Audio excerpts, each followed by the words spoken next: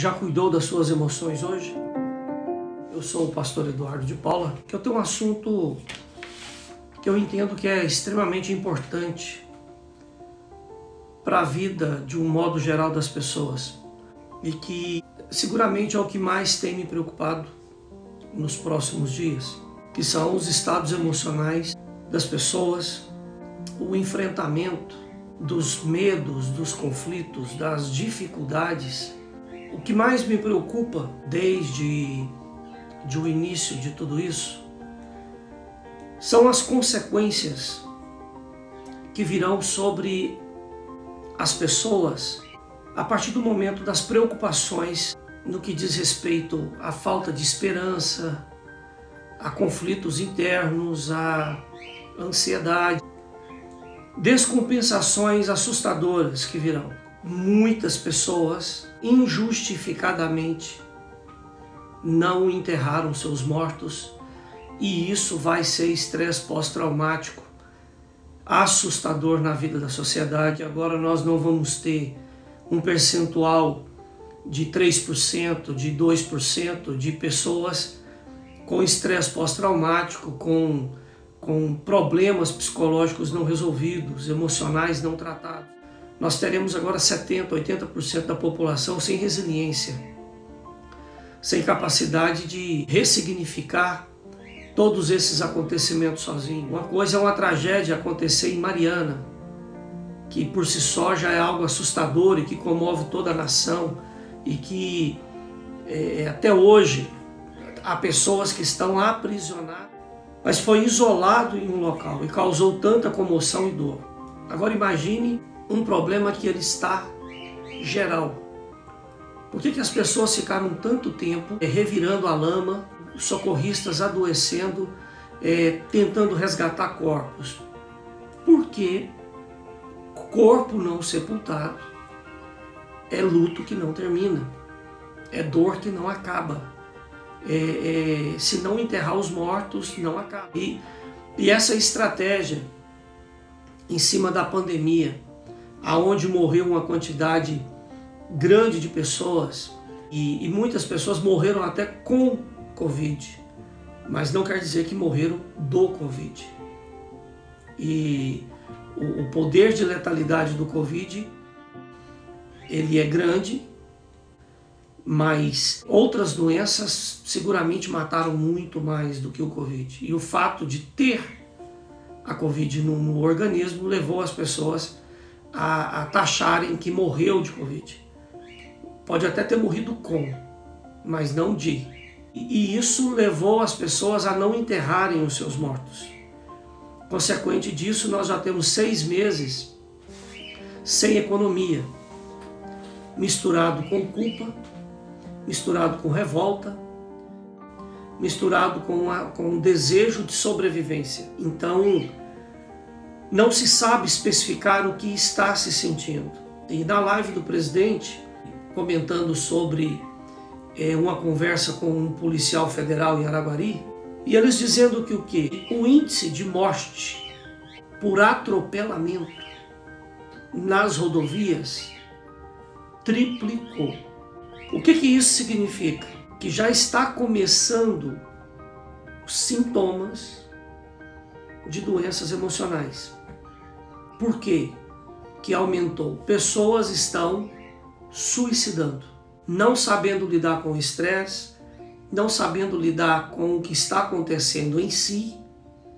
Já começaram os surtos, já está acontecendo para tudo quanto é lugar, porque nós temos uma população doente emocionalmente. E eu gostaria que você guardasse isso e levasse isso muito a sério dentro de você.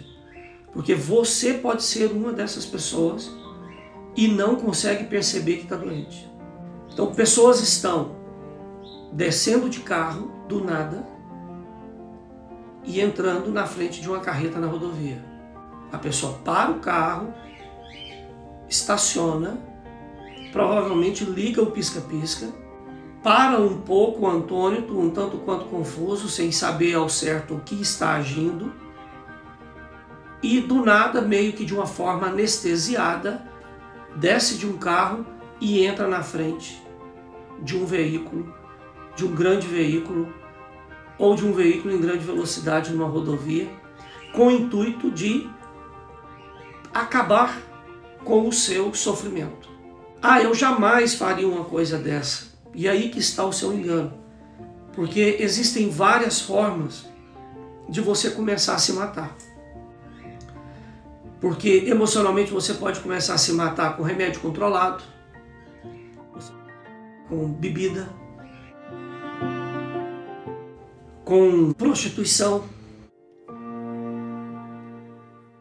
com adultério, com jogos. Você pode começar a se autodestruir com uma infinidade de situações. Não será incomum ouvir que o número de feminicídio aumentará nos próximos 2 anos muito mais do que já estava. Pessoas entrando dentro de casa, esfaqueando os entes e depois tirando a própria vida. Você vai seguramente ouvir muito isso. Com o limite do estresse, corre o risco de chegar em casa, matar todo mundo, suicidar. E esse tipo de notícia vai aumentar muito por causa do tipo de imposição que foi colocada sobre a sociedade. E vivemos uma sociedade confusa. Há anos nós vivemos uma sociedade onde valores foram abandonados, certezas foram deixadas de lado, princípios foram quebrados. Então hoje há aquela indefinição que a pessoa não sabe se é homem ou se é mulher, se ele é heterossexual, se ele é homossexual ou se ele é bissexual, se eles são contra ou a favor do aborto e assassinaram a criança. As pessoas não sabem ponderar muito bem entre certo e errado. E com essa ausência de valores, fica difícil de tomar decisão.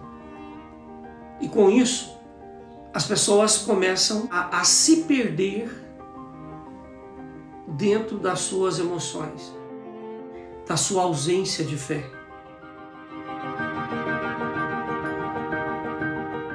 No primeiro livro dos reis de Israel, no capítulo 17, a partir do versículo 8, que diz assim: Elias e a viúva de Sarepta.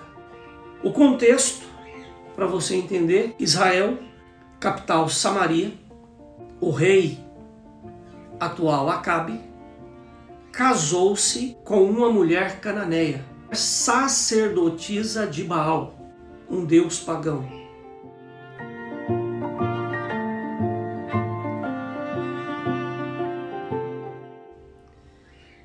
E ao casar com essa mulher, aí entra o julgo desigual, que é o grande perigo do crente envolver-se com pessoas que não comungam da mesma fé.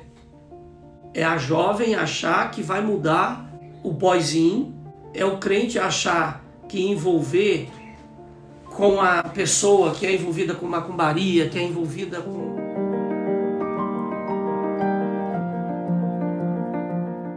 ocultismo, não vai ter problema algum, que o santo e o profano caminham juntos, e não caminham. Um aniquilará o outro. A glória de Deus destrói o pecado. E se você está apegado a pecado, você não consegue se aproximar de Deus. Você só vai se afastar, só se afastar. Acabe casa-se com uma mulher cananeia que Deus tinha proibido. Essa mulher introduz o culto a Baal no meio da sociedade. A sociedade perde os seus valores. E Israel agora estava perdido, entregue a todo um tipo de irresponsabilidade, curvados diante de idolatria, sem respeito às leis e os princípios de Deus. Os profetas de Deus foram tirados e foram estabelecidos 400 profetas de Baal. Havia um culto porque acreditava-se que Baal-Ecrom, Baal-Zebub, era o deus da fertilidade, da vida e da chuva. E Deus, para poder trazer o povo ao arrependimento, permitiu uma seca de 3 anos e meio a partir da profecia de um profeta. Acabe era o governante, ele era o rei. Jezabel era a sacerdotisa, a pessoa carismática, aquela pessoa sem limites, aquela pessoa que fazia o que queria, a hora que queria, do jeito que queria, aquilo parecia bonito. Era uma mulher livre, era uma mulher independente, era uma prostituta sacerdotal. Era uma mulher vulgar, errada, mas que levou as pessoas a se identificar com aquela libertinagem, com aquela falta de pudor, de reverência, com aquela falta de coexistir com o que é certo, com o que é importante. Nesse contexto, a nação se corrompeu. E o profeta foi e profetizou que não choveria. Passou-se 3 anos e meio e a terra estava destruída. A economia das pessoas tinha acabado. As pessoas estavam se alimentando de restos. E a população revoltada. E quando tiveram com Elias, uma pessoa disse a ele: você é o perturbador de Israel. Ele disse: não, eu sou um profeta de Deus, que fiz aquilo que Deus mandou fazer.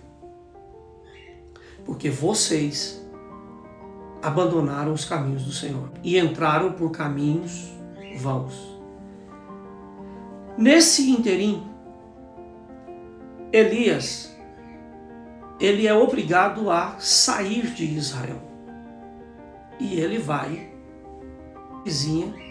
nação vizinha, ele é alimentado pelos corvos à beira de um riacho. De repente o riacho seca, depois de um certo período, e o Senhor o envia então à casa de uma viúva, na cidade de Sarepta, no vilarejo de Sarepta. E quando Elias chega e encontra essa mulher, ele pede água. Ele fala: traz-me também algo para que eu coma.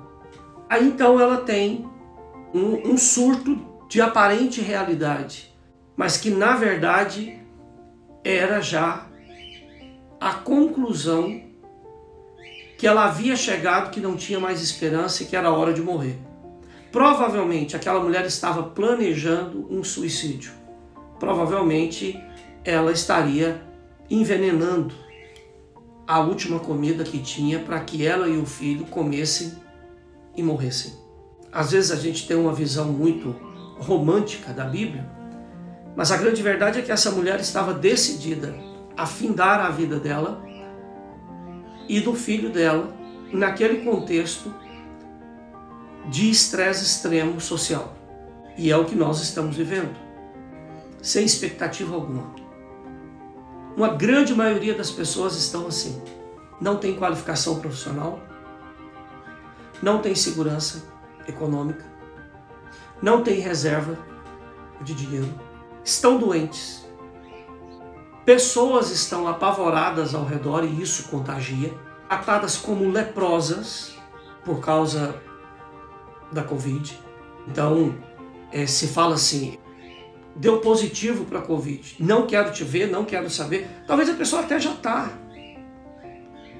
E essa rejeição, ela é mortal, ela vai minando de dentro para fora. E aí começa os problemas emocionais que você poderá sentir nos próximos dias, nos próximos meses. Porque isso não é um problema que vai resolver ou que vai acontecer semana que vem. Nós temos aí 1 ano e meio, 2, de extrema dor social. Primeira coisa que surgirá com intensidade é uma angústia que você não consegue identificar, que você não consegue explicar. É uma angústia, é um mal-estar, uma ansiedade, é uma insatisfação que você não consegue explicar.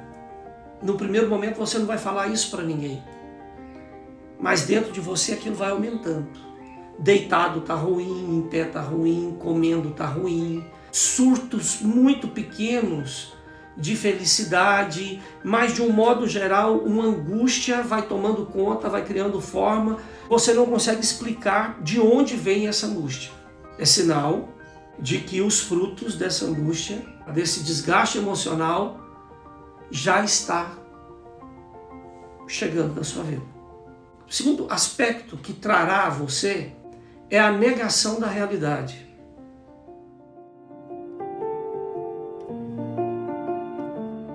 Eu não estou com problema. Fulano está muito pior do que eu. Não, eu estou bem. Você começa a mentir para você, a angústia não passa e você começa a precisar a buscar afirmações de que você está no controle, negando a realidade. Terceira característica, começa-se a ficar revoltado, revoltada e agressivo.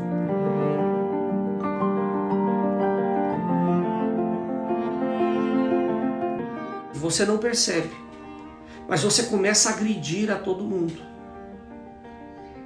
Você começa a criar atritos e problemas em todos os lugares. Você tem problema dentro de casa, e agressivo no trabalho, se tiver um trabalho, na igreja, nos relacionamentos. É aquela agressividade e uma revolta que você não consegue controlar.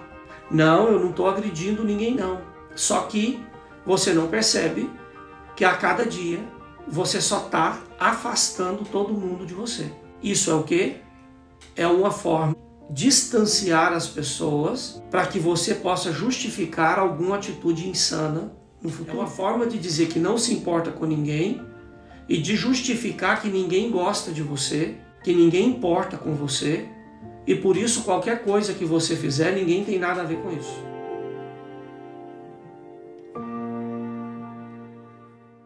Passando essa etapa, vem a outra que é aquela que você já não consegue disfarçar mais. A preocupação, a ansiedade, falta de esperança, pensamentos conflituosos o tempo inteiro, medo do futuro e uma tristeza profunda.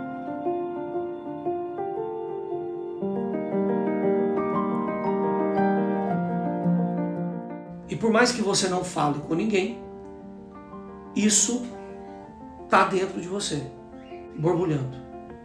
E as pessoas falam, não, isso vai passar e com isso ninguém conversa. Preocupação, ansiedade, falta de esperança, pensamentos conflituosos, medo do futuro, tristeza profunda. Eu estou preocupado, eu estou preocupado, eu estou preocupado, eu estou preocupado. Eu quero te dizer, preocupação não resolve nada, porque a preocupação te faz paralisar.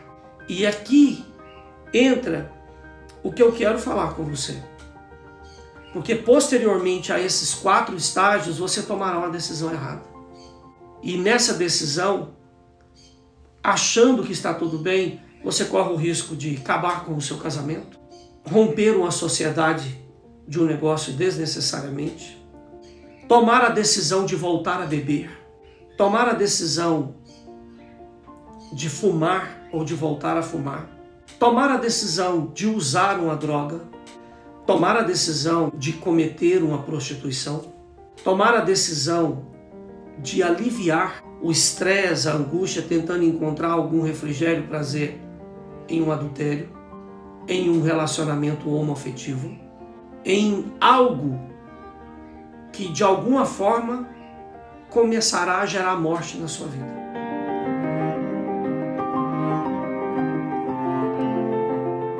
Te afastando de Deus, te afastando das pessoas que te amam, te afastando da realidade da vida. E isso vai acontecer com muita gente.